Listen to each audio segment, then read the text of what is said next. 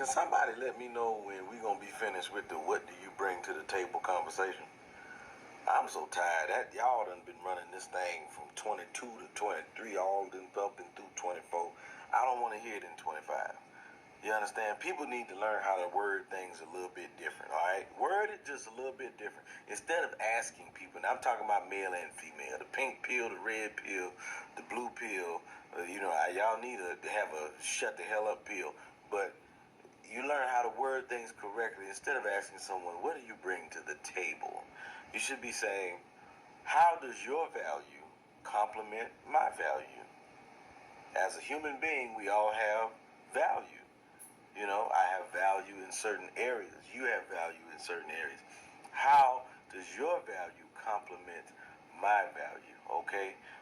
Like, for instance, if I'm an attorney and I run my own practice, is there a way that what skills and values do you have that would help complement that? Are you an attorney yourself? Maybe we can open up a family practice.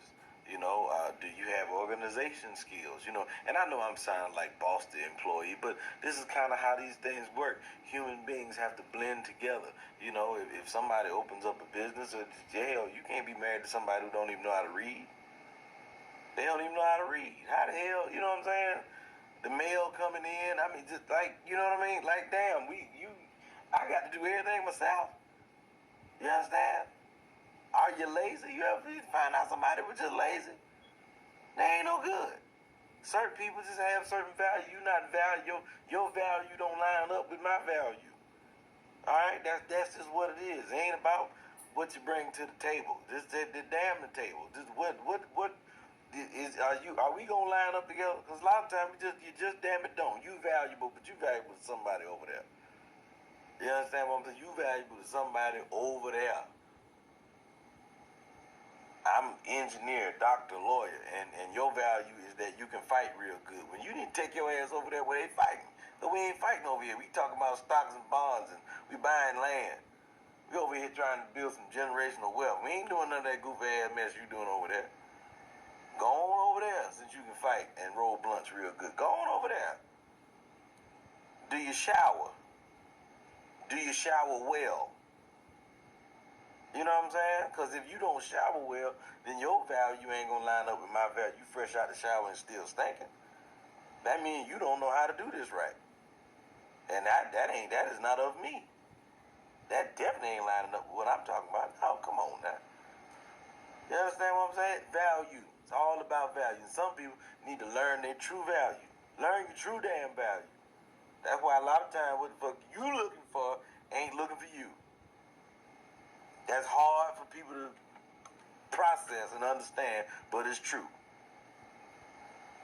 Some of y'all just always look at man's job is to protect and provide. Yeah, you absolutely right.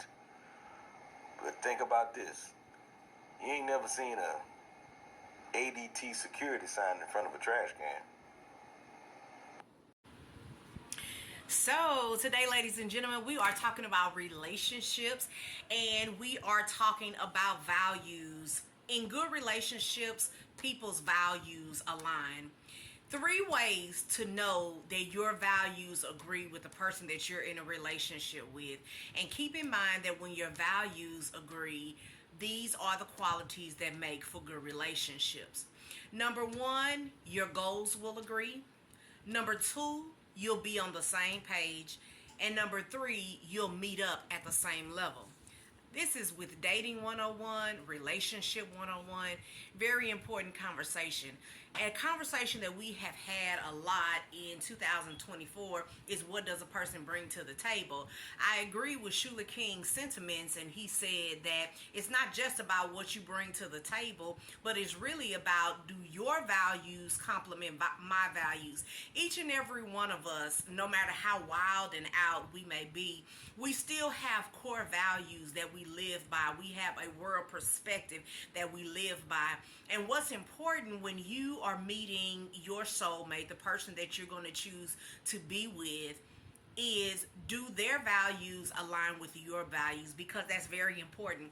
Shuler King mentioned it in a comical way. That's one reason why I really appreciate uh, the delivery of comedians is because many times you can say things that are important, but you can say it in a comical way, and sometimes the message is received better simply because I'm able to laugh, but I'm able to recognize a truth about myself at the same time.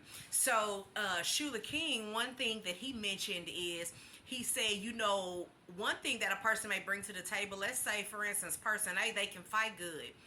But if you're not engaged in battle and fighting every day, then we may not be made for each other. So Shuler King said, take your fighting skills and go over there. In other words, don't stop here because this is not the place for you because our values don't meet up. So it's very important that you not only look at what a person brings to the table, but do their values align with yours. In example, let's say, for instance, with myself. Okay, I have values. On the top of my priority list is not money. I'm not a money-centered person. I'm not a materialistic person. So when it comes to finding a mate for me, one thing when I was dating is money is great, but I wasn't necessarily number one on my list. Was not that he had to make six figures. That may be number one on your list, but that wasn't number one on my list because there are certain other things that are important to me.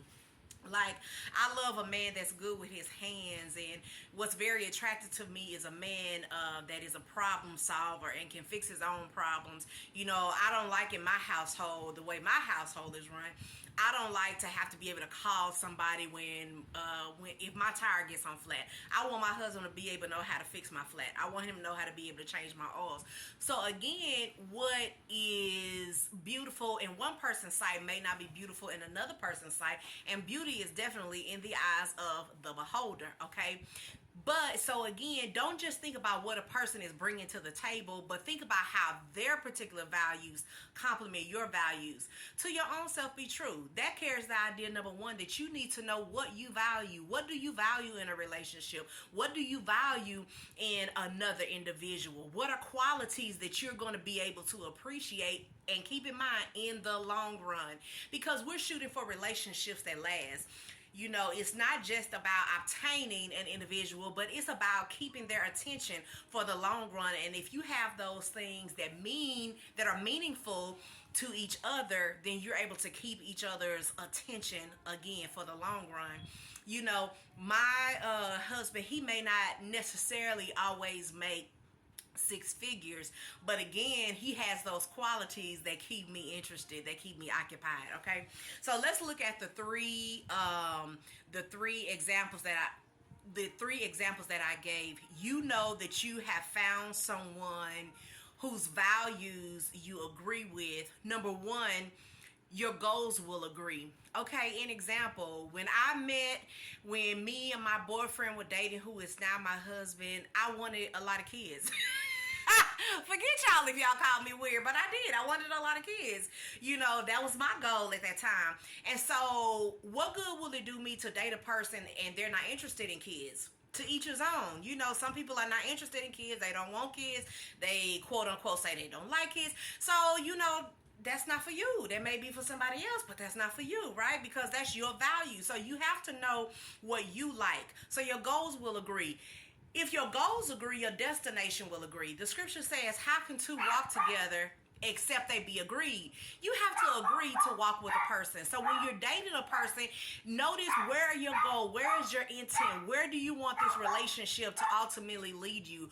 I wanted it to end up as a big happy family and me sitting in my rocking chair at 55 with a whole lot of grandbabies. So see, and you have to talk about these things. You have to express your feelings, express your visions so that the person will feel you out and feel your values. And you want a person to realize, hey, this is not for me. It doesn't matter how good they look, but you have to make sure that your priorities line up and agree with each other. Number two is similar to number one. You'll be on the same page. It'll feel like you all are in the same chapter of life, and again, you all's energies meet for where you want to end up. And then number three, you'll end up at the same level, okay? And when I speak of level, again, it's all about your values. I'm a bookworm. I'm good with studies. My husband is not. But of course, that's not my value for what I want in a relationship. So when it says you'll meet up at the same level, you'll meet up where you find love each other.